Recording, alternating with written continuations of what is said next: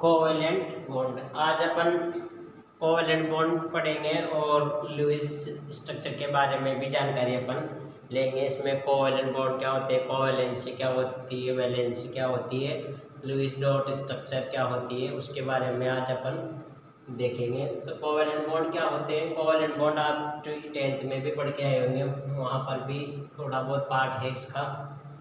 तो यहाँ पर क्या होता है कि दो एटम्स के बीच में, जैसे मेरा कोई भी ए एटम है और सेम टाइप के एटम हो सकते हैं या डिफरेंट टाइप के एटम अपने पास हो सकते हैं, जैसे ए ले लिया या ए और बी ले लिया।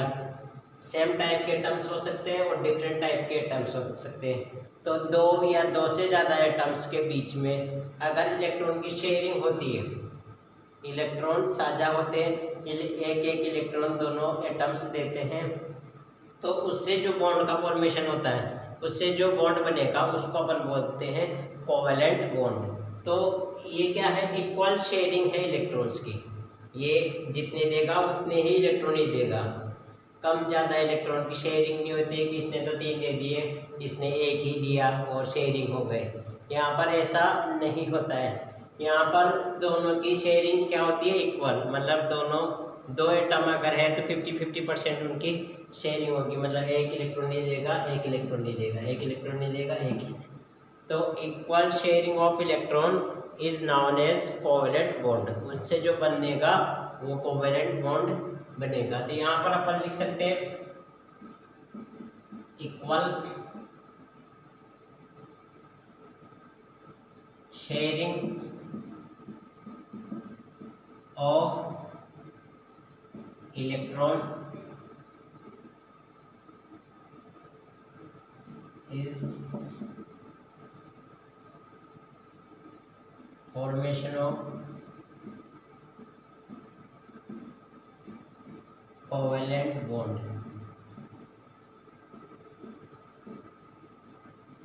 कोवेलेंट बॉन्ड, अब कोवेलेंट बॉन्ड बनाने की इनको क्या आवश्यकता पड़ गई, इक्वल शेयरिंग करने की क्या आवश्यकता पड़ गई। तो बॉन्ड बनाते क्यों है, क्योंकि बॉन्ड बनाने के बाद उनको स्टेबिलिटी आती है या उनका ऑक्टेट कंप्लीट हो जाता है या वो इनर्ट गैस कॉन्फ़िगरेशन में चले जाते हैं। इस वजह से कोई भी एटम्स जो है वो कोवेलेंट बॉन्ड बना के मॉलिक्यूल में बदल जाता है और अपने को स्थायित्व प्राप्त करता है। इस जैसे अपन ले सकते हैं, जैसे हाइड्रोजन है, हाइड्रोजन के पास एक इलेक्ट्रॉन है, इसके पास मैंने डॉट से ये बता दिया और इसको इस डॉट से बता दिया और इसको स्टार से बता दिया। दोनों के पास एक एक इलेक्ट्रॉन है, तो इस हाइड्रोजन ने भी अपना एक इलेक्ट्रॉन दिया और इसने भी अपना एक इलेक्ट्रॉन दिया। तो इस यहाँ पर क्या होगा, एक बॉन्ड का फॉर्मेशन हो जाता है। अब इस बॉन्ड में अपन देखें, इस बॉन्ड के अंदर अपने को इलेक्ट्रॉन्स दिख नहीं रहे, पर अपने को ये मानना है कि एक बॉन्ड के अंदर कम से कम 2 इलेक्ट्रॉन्स बंद होते हैं। तो एटलीस्ट किसी भी कोवेलेंट बॉन्ड का अगर फॉर्मेशन होता है तो एक बॉन्ड के अंदर 2 इलेक्ट्रॉन्स रहेंगे एक टाइम में, क्योंकि एक इसने दिया एक इसने दिया। तो यहाँ पर क्या हुआ, जैसे इसका इस पे भी अधिकार है और इसका इस पे भी अधिकार है, तो दोनों ने एक एक इलेक्ट्रॉन दिया, इसने भी एक इलेक्ट्रॉन दिया, इसने भी एक इलेक्ट्रॉन दिया। तो ये शेयरिंग कैसी हुई, इक्वल हुई। इक्वल का मतलब बराबर हिस्सा दोनों ने लगाया अपना अपना और कोवेलेंट बॉन्ड का फॉर्मेशन किया। तो यहाँ पर अपन जो बात कर रहे हैं वो इलेक्ट्रॉन की शेयरिंग कैसी है, इक्वल शेयरिंग है इलेक्ट्रॉन की। यहाँ पर जब भी कोवेलेंट बॉन्ड बनेगा तो शेयरिंग कैसी हो गई, इक्वल शेयरिंग होगी इलेक्ट्रॉन्स की, तभी कोवेलेंट बॉन्ड का फॉर्मेशन हो सकता है। तो कोवेलेंट बॉन्ड ऐसे बनता है, कोई भी मॉलिक्यूल कोवेलेंट बॉन्ड बनाता है स्टेबिलिटी की वजह से। तो ये कोवेलेंट बॉन्ड की बात हो गई। अब अपन नेक्स्ट इसमें बात करते हैं कोवेलेंसी क्या होती है।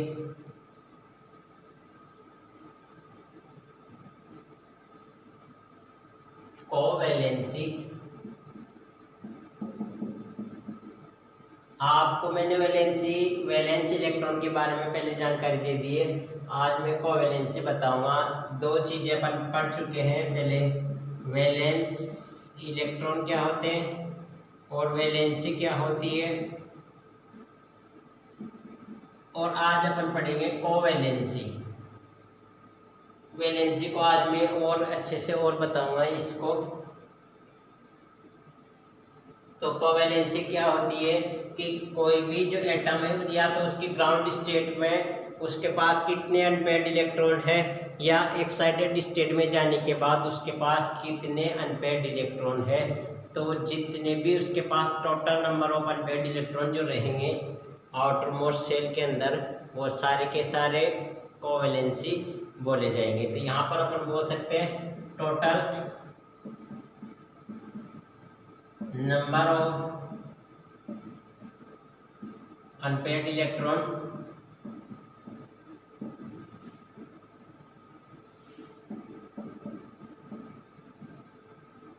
In an atom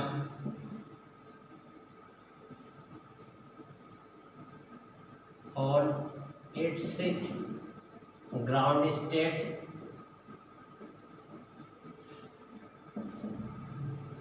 or excited state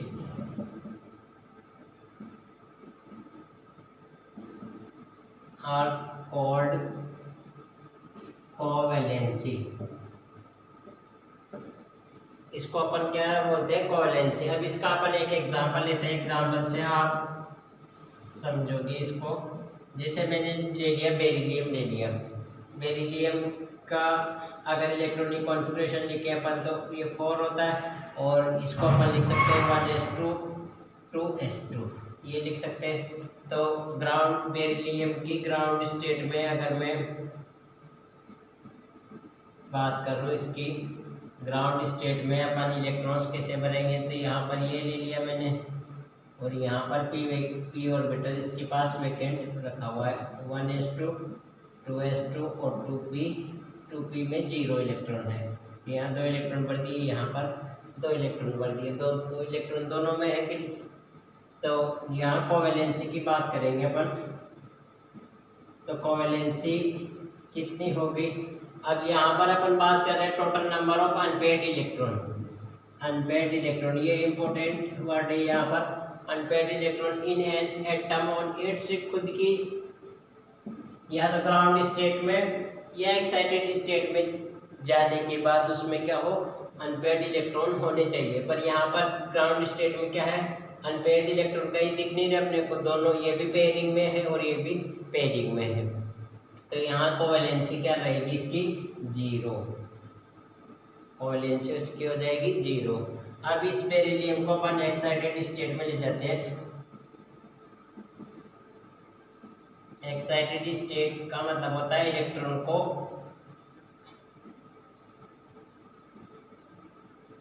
इधर उधर भेजना 1s2 2s2 और 2p 0 था। अब यहाँ 1s में 2 इलेक्ट्रॉन है, 1s के इलेक्ट्रॉन्स को अपन 2p में नहीं भेज सकते, इसके इलेक्ट्रॉन्स को अपन इसमें भेज सकते हैं 2p के अंदर। तो ये वो 2s के इलेक्ट्रॉन को एक को इसमें भेज दिया। तो अब इसके एक्साइटेड स्टेट में क्या है, इसकी एक्साइटेड स्टेट में अपने को 2 अनपेयर्ड इलेक्ट्रॉन दिख रहे हैं, एक 2s में है और एक 2p में है। तो यहाँ पर अपने को क्या है अनपेयर्ड इलेक्ट्रॉन दिखाई दे रहे हैं। तो 2 अनपेयर्ड इलेक्ट्रॉन है, एक 2s में और एक 2p में। तो इसकी कोवैलेंसी हो जाएगी 2। कोवैलेंसी कितनी हो जाएगी यहाँ पर 2। अब आपके दिमाग में आ रहा होगा कि इसको भी अपन यहाँ भेज देते तो 4 अनपेयर्ड इलेक्ट्रॉन अपने पास हो जाते। ये 1s के इलेक्ट्रॉन को भी ये खाली रखा हुआ है जो 2p का ऑर्बिटल इसमें भेज देते और कोवैलेंसी को 4 कर देते। पर अपन ऐसा नहीं कर सकते एनर्जी की रीजन की वजह से। एनर्जी क्या है यहाँ पर n की वैल्यू 1 है, n की वैल्यू 1 और यहाँ n की वैल्यू 2 और यहाँ भी 2। तो सेम एनर्जी जब रहेगी तब अपन इलेक्ट्रॉन को भेज सकते हैं। 2 energy level same energy level है, प्रिंसिपल क्वांटम नंबर एक ही शेल के अंदर वो है इलेक्ट्रॉन। जैसे यहाँ पर ये था n बराबर 1 में इलेक्ट्रॉन है और n बराबर 2 में। अब n बराबर 2 से 2 में तो अपन कहीं भी भेज सकते हैं क्योंकि सेम एनर्जी लेवल है, और यहाँ पर 1 से 2 में नहीं भेज सकते क्योंकि एनर्जी डिफरेंट हो गई, और जब n की वैल्यू चेंज हो जाती है तब अपन इलेक्ट्रॉन्स को दूसरे ऑर्बिटल जिनकी एनर्जी ज़्यादा हो उनमें नहीं भेज सकते हैं। तो 1s के इलेक्ट्रॉन को अपन इनमें नहीं भेज सकते हैं, 1s के इलेक्ट्रॉन यहीं रहेंगे। और अगर ये इलेक्ट्रॉन यहाँ से यहाँ भी आ सकता था, अगर यहाँ खाली था तो ये यहाँ तो आ सकता, पर यहाँ पर कैसे जाएगा, बीच में s भी तो है, आएगा तो s में आएगा पहले, फिर p में जाएगा, तो s में आते ही वापस क्या है, पेयरिंग हो जाएगी। ये इलेक्ट्रॉन अगर यहाँ आता है तो भी पेयरिंग हो जाएगी, तो अनपेयर्ड तो दो के दो ही रहेंगे अपने पास। तो यहाँ पर बेरिलियम की एक्साइटेड स्टेट में सिर्फ अपने को 2 अनपेयर्ड इलेक्ट्रॉन मिलते हैं, इसलिए इसकी कोवेलेंसी 2 हो जाती है। तो यह बोला जाता है कि या तो उसकी ग्राउंड स्टेट में अनपेयर्ड इलेक्ट्रॉन देखे जाते हैं, और यह एक्साइटेड स्टेट में ले जाके इसके इलेक्ट्रॉन को देख के उसकी कोवेलेंसी को डिटरमाइन किया जाता है। इसको उतारो। अब अपन एक और एग्जांपल लेते हैं इसमें, उससे और आप अच्छे से समझ जाओगे।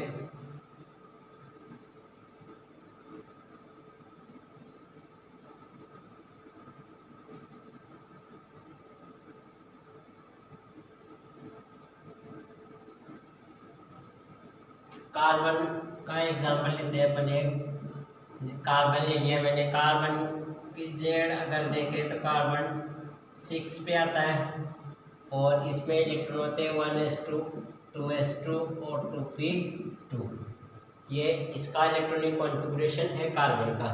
तो कार्बन की ग्राउंड स्टेट में मैं ग्राउंड स्टेट को अब शॉर्ट में GS बोलूँगा, GS, G यानी ग्राउंड और S का मतलब स्टेट। तो इसके ग्राउंड स्टेट में अपन देखें तो ये इलेक्ट्रॉनिक कॉन्फ़िगरेशन इसका होता है।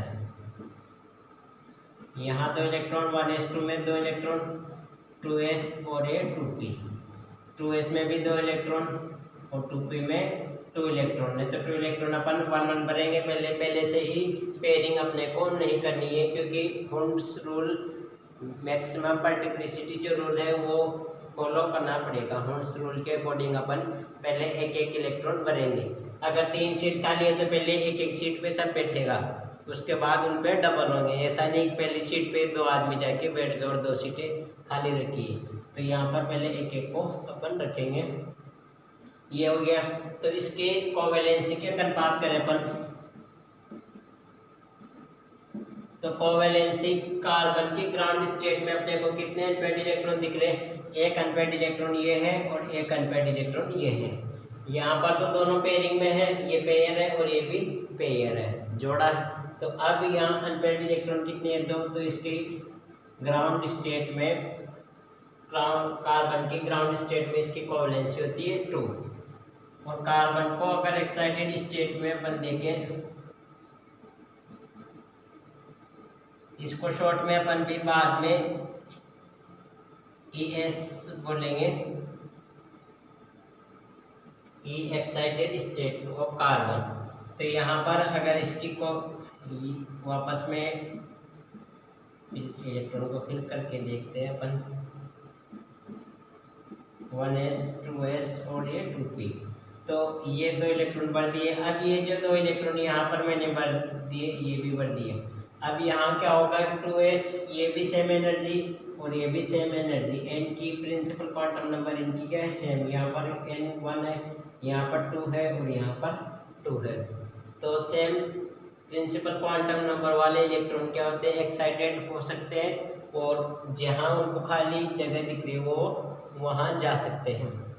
तो इस s ऑर्बिटल का इलेक्ट्रॉन इस p के खाली वैकेंट ऑर्बिटल में जा सकता है। तो इसको अपन यहाँ से हटा लेंगे और यहाँ पर इसे डाल देंगे। तो यहाँ पर कितने अनपेयर्ड इलेक्ट्रॉन हो गए अपने पास, 1 2 3 और 4 अनपेयर्ड इलेक्ट्रॉन अपने पास यहाँ पर हो जाते हैं। तो इसकी कोवेलेंसी कितनी हो गई, इनकी कोवेलेंसी रहेगी 4। कोवेलेंसी कितनी हो जाएगी इसकी, 4। तो कोवेलेंसी आसानी से अपन यहाँ पर देख सकते हैं। तो कार्बन की कोवेलेंसी होती है 4, इसलिए कार्बन की मैक्सिमम कोवेलेंसी 4 तक जाती है, इसलिए कार्बन 4 कोवेलेंट बॉन्ड बना सकता है मैक्सिमम। इसीलिए कार्बन क्या है 4 कोवेलेंट बॉन्ड बना सकता है। किस कंडीशन में बनाता है ये? एक्साइटेड स्टेट में जाने के बाद। तो कोवेलेंसी कंप्लीट हुई आपकी, इसको उतार लो आप।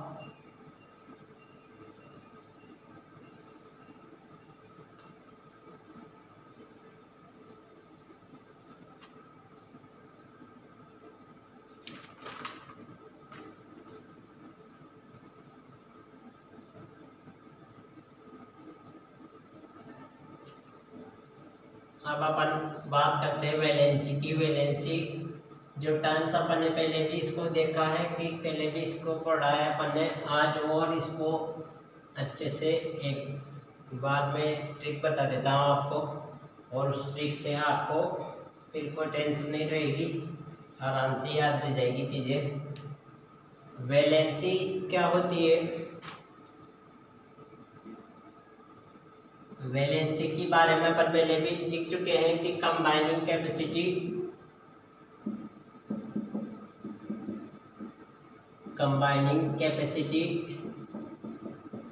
Of an element.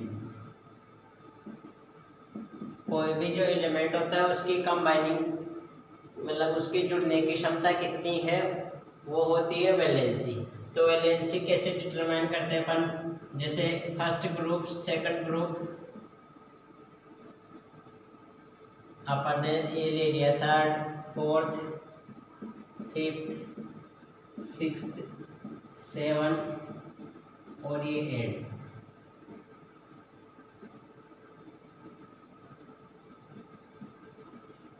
ये जो लिए ये लिथियम है, यहाँ पर बेरिलियम है, ये बोरॉन है, यहाँ कार्बन, यहाँ नाइट्रोजन, ऑक्सीजन, क्लोरीन और यहाँ पर नोबल गैसेस। यहाँ क्या आएगी? Noble gases.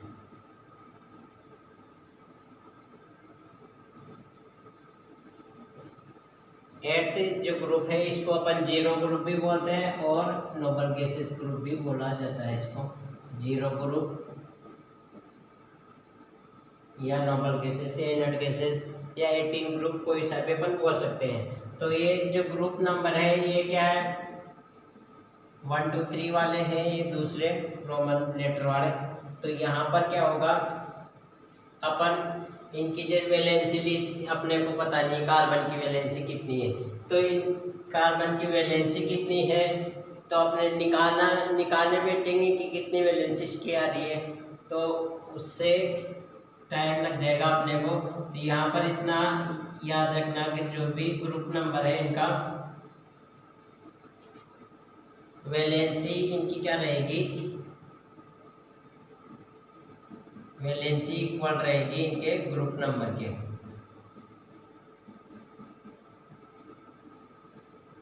और यहाँ पर 8 ये 5th से जो 7th तक जो रहेगा इनकी वैलेंसी कही जाएगी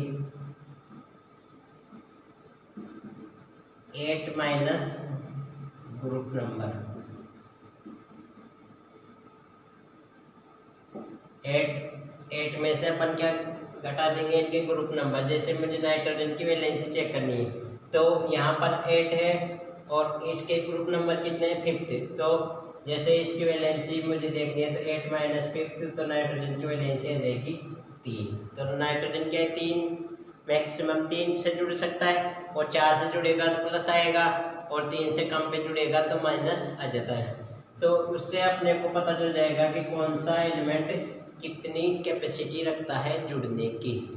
अब इनके ग्रुप नंबर अपन कैसे डिटरमाइन करते हैं? जैसे लिथियम है तो 1s2 2s1, ये है 1s2 2s2, ये 1s2 2s2 और 2p1, और ये 1s2 2s2 2p2।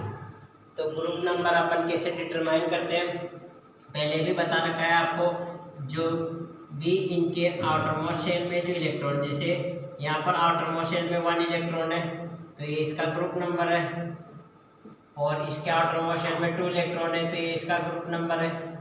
और इसके आउटरमोस्ट शेल में, ये आउटरमोस्ट शेल है इसका, तो इसमें 3 इलेक्ट्रॉन है और इसका ग्रुप भी 3 है। और इसके आउटरमोस्ट शेल में 4 इलेक्ट्रॉन है, तो इसका ग्रुप कैसा है 4। और यहाँ पर अगर अपन बात करें तो 1s2 2s2 2p3 ये है।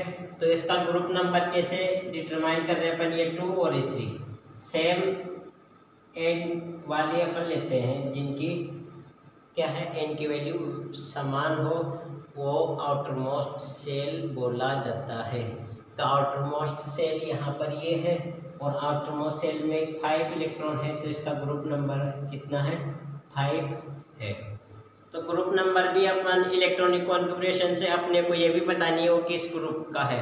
तो इलेक्ट्रॉनिक कॉन्फ़िगरेशन अपन लिख सकते हैं, तो इलेक्ट्रॉनिक कॉन्फ़िगरेशन से ग्रुप नंबर निकाल लो और ग्रुप नंबर से अपन ये ट्रिक लगा सकते हैं, अगर 4th ग्रुप तक का है तो जितना ग्रुप नंबर है उतनी वैलेंसी हो गई, और अगर 5th से 7th तक है तो 8 माइनस ग्रुप नंबर कर दो। और जो नोबल गैसेज है 8th ग्रुप के जो एलिमेंट है इनके ऊपर भी यही फॉर्मूला लागू होता है, वैसे इनके ऊपर भी क्या होगा यही लागू होगा, 8 माइनस ग्रुप नंबर ये इन सब पे लागू होगा। कैसे, इनकी जो नोबल गैसेज की जो कंबाइनिंग कैपेसिटी है वो क्या होती है 0 होती है।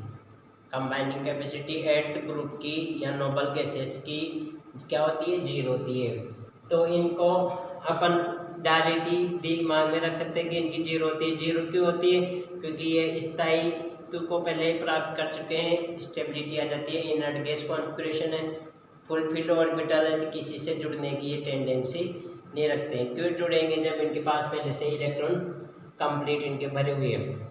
तो अगर इसकी भी अपन देखें, अपने को इसको भी पता नहीं है कि इसकी 0 है, 8th ग्रुप की भी अपने को पता नहीं 0 है, तो यहाँ अपन क्या करेंगे 8 माइनस 8, ये 8 माइनस 8 तो क्या आ जाएगा 0 आ जाएगा।